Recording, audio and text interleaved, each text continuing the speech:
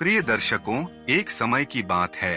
देवी पार्वती कैलाश पर्वत पर भगवान शिव के पास गईं और उनसे पूछने लगी, हे प्रभु, आप ही आदि और अंत हैं। आपके कारण काल प्राणी को ग्रहण करता है।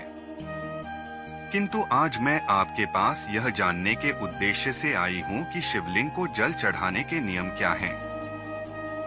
कौन सी स्त्री शिवलिंग को जल चढ़ा सकती है और कौन सी नहीं। इस विषय में मुझे ज्ञान दीजिए और साथ ही बताइए कि कौन सी स्त्री को सावन सोमवार व्रत का पालन नहीं करना चाहिए। कृपया मेरे मन की आशंकाओं को दूर करें। तब मुस्कुराते हुए भगवान शिव ने कहा, हे देवी पार्वती, आज आपने उत्तम प्रश्न किया है। शिवलिंग को जल देने के महत्वपूर्ण नियम होते हैं।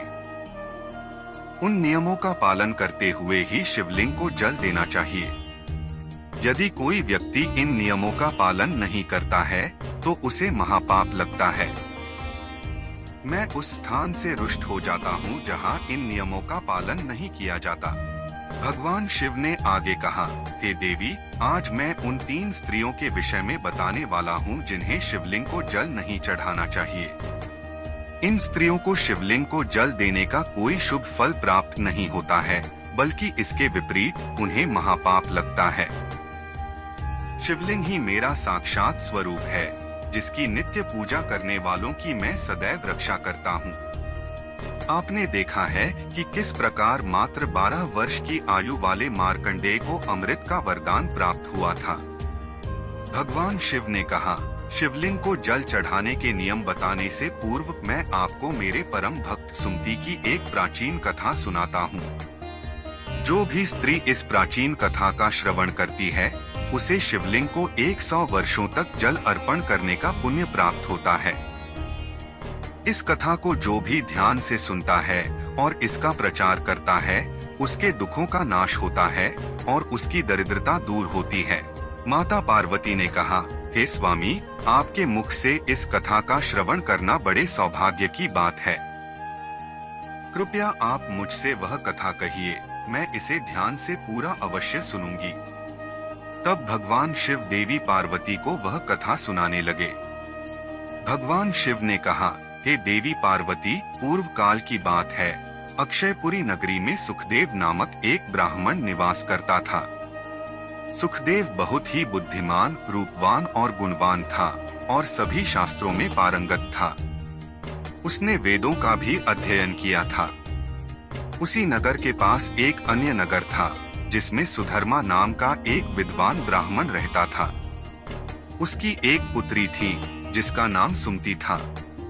वह भगवान शिव की बड़ी भक्ति करती थी और नित्य शिवलिंग को जल देती थी। उसने 16 सावन सोमवार के व्रत भी किए थे। उसके पिता सुधर्मा ने उसे बड़े प्यार से पाला था और जब सुमति विवाह के योग्य हुई तो सुधर्मा ने उसकी शादी की चिंता की। सुधर्मा ने अपनी पत्नी से कहा, हमारी पुत्री अब जवान हो चुकी है, इसलिए इसका विवाह हमें कर देना चाहिए। उसकी पत्नी ने सुझाव दिया कि उनकी पुत्री का विवाह अक्षयपुरी के विद्वान ब्राह्मण सुखदेव के साथ किया जाए। सुधर्मा ने अपनी पत्नी की बात मानते हुए सुखदेव के पास विवाह का प्रस्ताव लेकर गया। सुखदेव का घर अत्यंत पवित्र और शुद्ध था और वह नित्य शिवलिंग की पूजा करता था। यह देखकर सुधर्मा ने निर्णय लिया कि सुखदेव ही उसकी पुत्री के लिए सर्वोत्तम वर है। सुधर्मा सुखदेव से कहता है, हे विप्र, आज मैं आपके पास अपनी पुत्री के साथ आपके विवाह का प्रस्ताव लेकर आया हूँ। मेरी पुत्री के लिए आपके समान श्रेष्ठ और कहीं नहीं मिल सकता। इस प्रस्ताव को सुनकर सुखदेव के माता पिता भी प्रसन्न हो जाते हैं और सुखदेव को विवाह के लिए मना लेते हैं। सुखदेव भी विवाह के लिए तैयार हो जाता है। फिर समय के अनुसार विवाह का मुहूर्त तय किया जाता है और एक पवित्र स्थान पर सुखदेव और सुमति का विवाह संपन्न कर दिया जाता है। सुमति के सुंदर और मनमोहक रूप को देखकर सुखदेव भी बहुत प्रसन्न होता है। सुमति अत्यंत सुंदर, गुणवान और चरित्रवान स्त्री थी। विवाह के बाद जब सुमति सुखदेव के घर जाती है तो वह अपने पति और सास ससुर की बड़ी सेवा करती है। अपनी मधुर वाणी और कार्यों से वह सभी के मन को जीत लेती है। सुमति के ससुराल वाले भी उसकी सेवा और कार्यों से बहुत संतुष्ट और सदा प्रसन्न रहते हैं। सुमति नित्य सुबह जल्दी उठकर घर का आंगन साफ करती थी, फिर घर के अंदर सफाई करके स्नान करती थी। स्नान करने के बाद वह पूजा घर में जाकर पूजा करती थी और नित्य रूप से शिवलिंग को जल अर्पित करती थी। दिन भर वह अन्य कामों में व्यस्त रहती और सभी परिवार जनों को प्रसन्न करती थी। रात को वह पति के चरण दबाकर सो जाती थी। सुमति के अंदर एक पतिव्रता नारी के सभी लक्षण थे और वह अपने पति को परमेश्वर मानकर उनकी सेवा करती थी। उसने कभी अपने पति के अलावा किसी अन्य पुरुष के विषय में विचार नहीं किया और सत्य धर्म का पालन करते हुए पवित्र जीवन जिया। सुमति की सात्विकता और सरल स्वभाव को देखकर माँ लक्ष्मी भी उस पर मेहरबान हुई और स्वयं चलकर उसके घर में निवास करने लगी। इससे सुमति के जीवन में सुख और समृद्धि बढ़ गई। भगवान शिव कहते हैं, हे देवी पार्वती, धन की देवी लक्ष्मी उन्हीं स्त्रियों पर कृपा दृष्टि बनाए रखती हैं जो पतिव्रता होती हैं और सत्य धर्म का पालन करती हैं।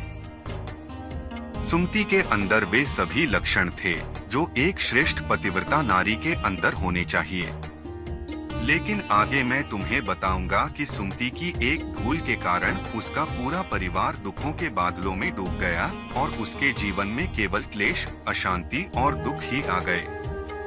फिर एक दिन ऐसा आया जब श्रावण मास शुरू होने वाला था और संयोग से वह दिन अमावस्या भी था। उस दिन सुमति ने दोपहर के भोजन में कोशिम्बीर बनाई, जिसमें प्याज और अन्य सब्जियों को दही के साथ मिलाकर तैयार किया था और स्वाद बढ़ाने के लिए सधे नमक का भी उपयोग किया था। सुमति और सुखदेव ने रात्रि में उस कोशिम्बीर का सेवन किया और इसे बहुत पसंद किया। कहते हैं कि प्याज के अधिक सेवन से मनुष्य की कामुकता बढ़ जाती है। ऐसा ही हुआ कि सुमति का पति अत्यंत कामात होकर सुबह स्नान करने के बाद सुमति के पास आया और उसने सुमति के साथ शारीरिक संबंध स्थापित किया। इससे सुमति का शरीर अपवित्र हो गया और उसका मन भी काम के प्रभाव में था। इसलिए उसने नित्य नियम को भूलकर बिना स्नान किए ही शिवलिंग को स्पर्श किया और जल अर्पित किया, जिससे सुमति के शरीर में महामोह प्रवेश कर गया। महामोह के कारण सुमति के सभी इंद्रिय तिलमिला उठे और उसके शरीर में निवास करने वाले महामोह ने उसे धार्मिक कार्यों से वंचित कर दिया। उसने अपने श्रावण सोमवार व्रत के पुण्य को नष्ट कर दिया।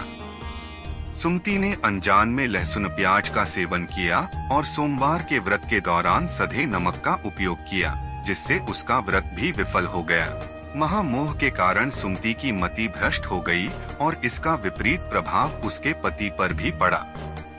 वह भी सदा कामात होकर सुमति के साथ भोग विलास करने लगा।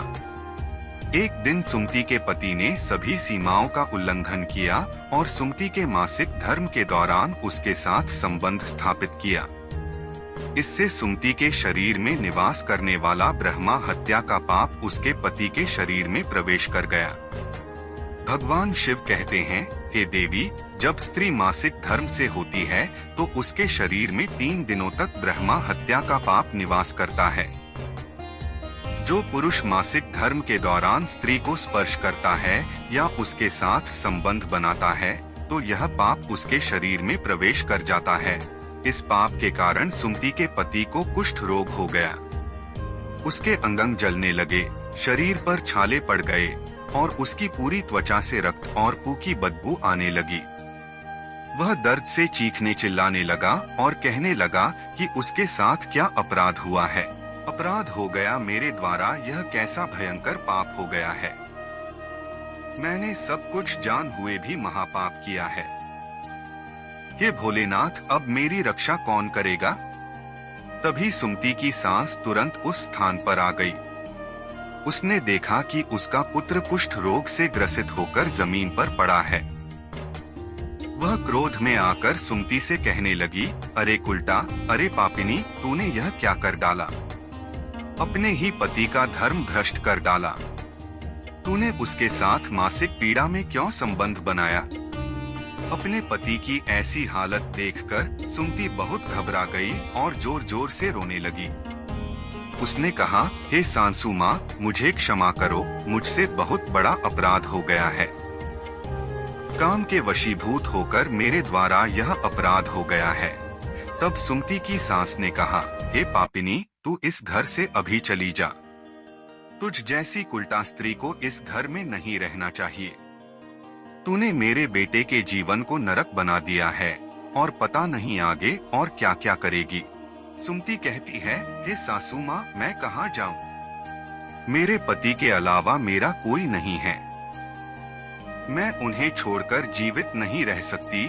सासू माँ कहती है, तू कहीं भी जाकर मर जा, लेकिन अब तू इस घर में निवास नहीं कर सकती।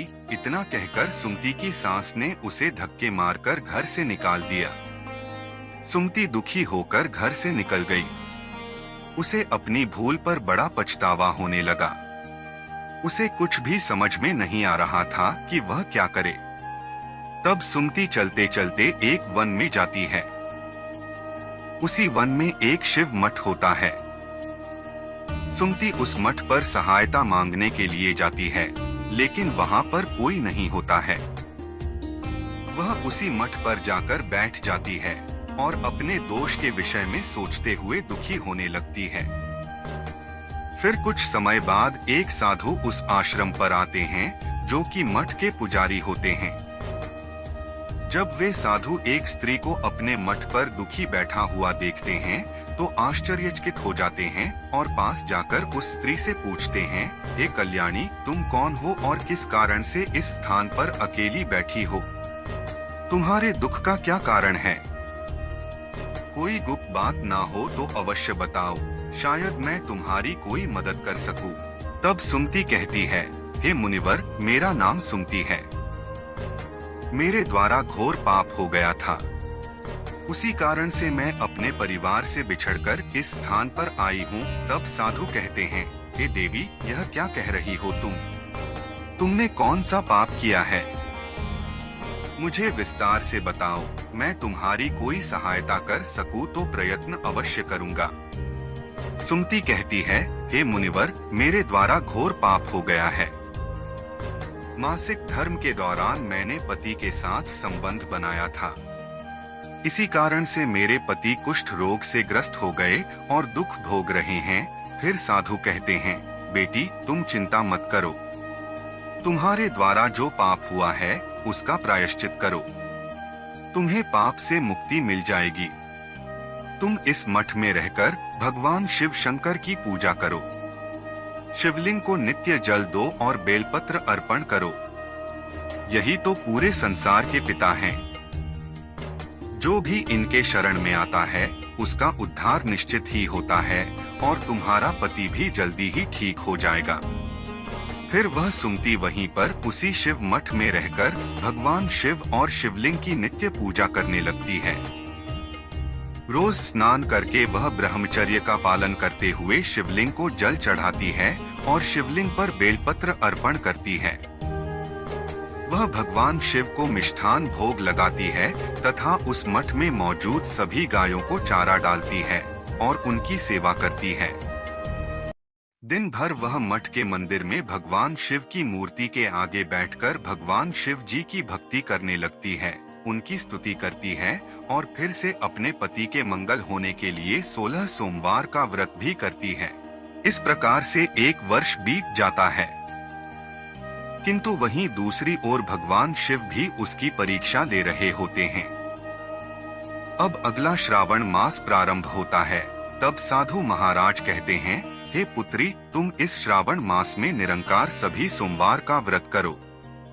शिव जी का ही सदैव ध्यान करो और याद रहे कि कोई भूल ना हो।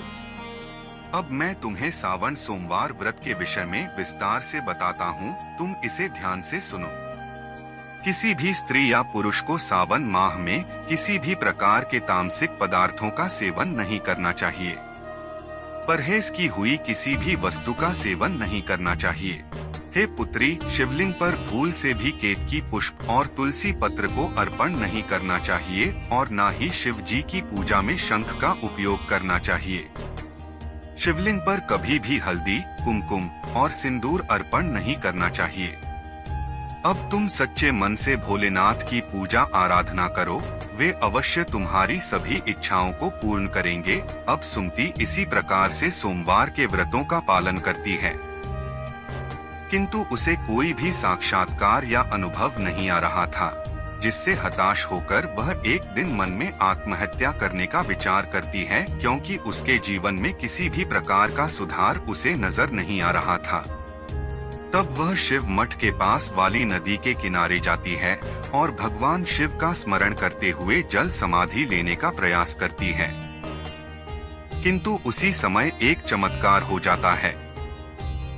जिस प्रकार से सुमति जल में प्रवेश करती है, ठीक उसी प्रकार से वह वापस जल से बाहर आती है। जब वह अपनी आंखें खोलती है तो उसके सामने स्वयं भगवान शिव प्रकट हो जाते हैं। मित्रों, भगवान शिव सुमति की दृढ़ निष्ठा और भक्ति से अत्यंत प्रसन्न हो जाते हैं और सुमति को साक्षात दर्शन देते हैं। भगवान शिव को साक्षात अपने सामने खड़ा देखकर सुमति उन्हें बारंबार प्रणाम करने लगती है, उनकी स्तुति करने लगती है। तब भगवान शिव सुमति से कहते हैं, हे पुत्री, तुमने बड़ी ही श्रद्धा से और भक्ति भाव से मेरी आराधना की है, इसीलिए अब मैं तुम पर प्रसन्न हूँ। कहो, तुम्हारी क्या कामना है? तब सुमति कहती है, हे प्रभु, कृपया मुझे बताइए, मेरे किस दोष के कारण मेरे अंदर काम का वास हो गया, जिस कारण से मेरे द्वारा घोर पाप हुआ और मेरे पति को कुष्ठ रोग हो गया। भगवान शिव कहते हैं, हे पुत्री, अब तुम ध्यान से सुनो। तुम्हारे द्वारा अनजाने में ही एक पाप हुआ था, जिस कारण से तुम्हारे अंदर महामोह ने प्रवेश कर लिया था। एक दिन सावन माह में तामसिक पदार्थ का सेवन करके तुमने अपने पति के साथ संबंध बनाए और बिना स्नान किए ही शिवलिंग को स्पर्श करते हुए जल अर्पित किया। पति पत्नी जब रति क्रिया करते हैं तो उनका शरीर अपवित्र हो जाता है और ऐसी अवस्था में शिवलिंग को कभी स्पर्श नहीं करना चाहिए। शिवलिंग मेरा ही पूर्ण अंश अवतार है।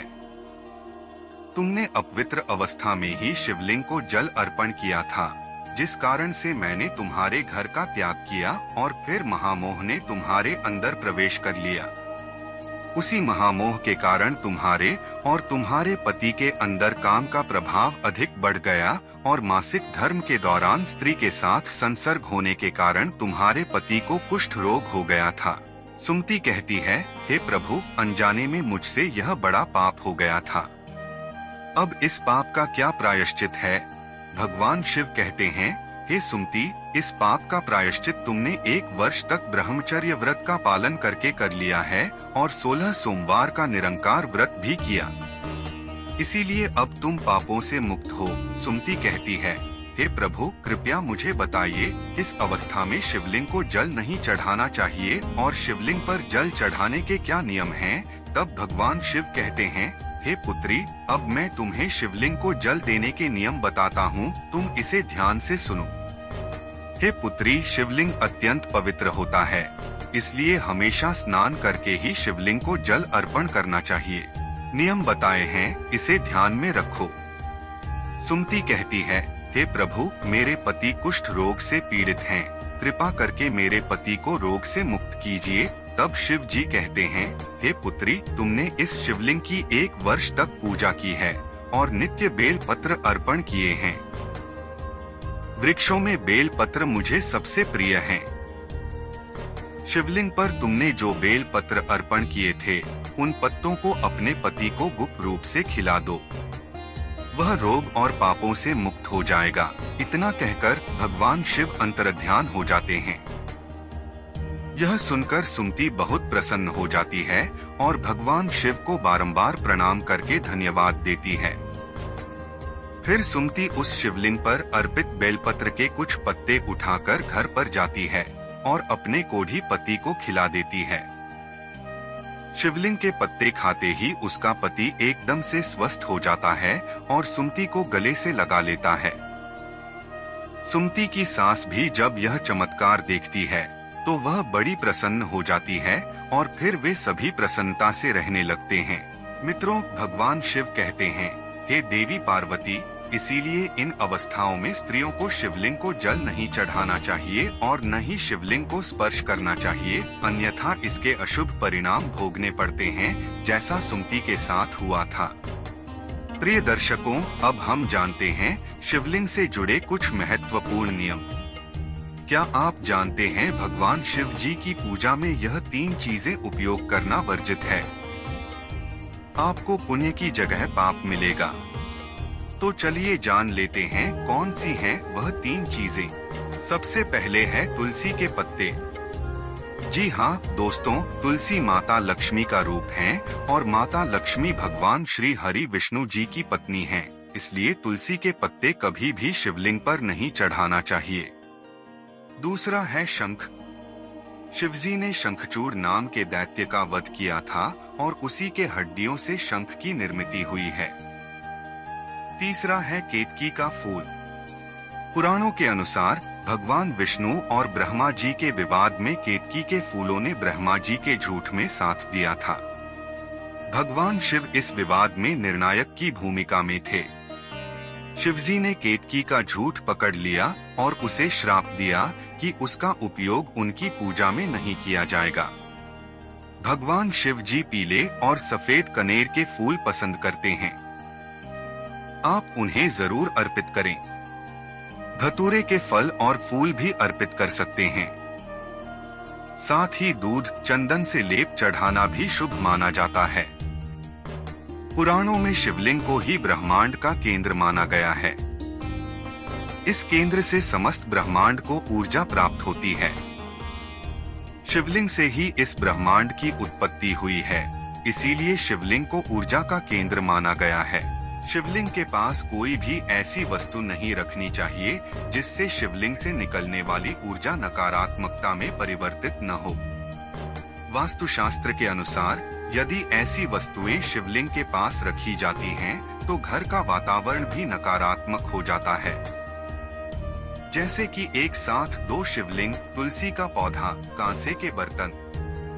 नंदी को भी पास नहीं रखना चाहिए, नंदी को थोड़ा दूर ही रखना चाहिए। पूजा स्थल पर या उसके आसपास अशुद्ध, अपवित्र और अशुभ समझी जाने वाली वस्तुएं भूलकर भी नहीं रखनी चाहिए, जैसे चमड़े की वस्तुएं, मृत व्यक्ति का अस्थि या कलश, हड्डियां, मांसाहार इत्यादि। मंदिर और उसके आसपास शुद्धता और सात्विकता रहनी चाहिए। जो मनुष्य शिव जी को जल देते समय 1,00,000 बार मृत्युंजय मंत्र का जाप करता है, उसके शरीर के सभी रोग नष्ट हो जाते हैं और उसका शरीर शुद्ध हो जाता है। जो 2,00,000 बार मृत्युंजय मंत्र का जाप करता है, उसे अपनी पूर्व जन्म की बातों का स्मरण होने लगता है।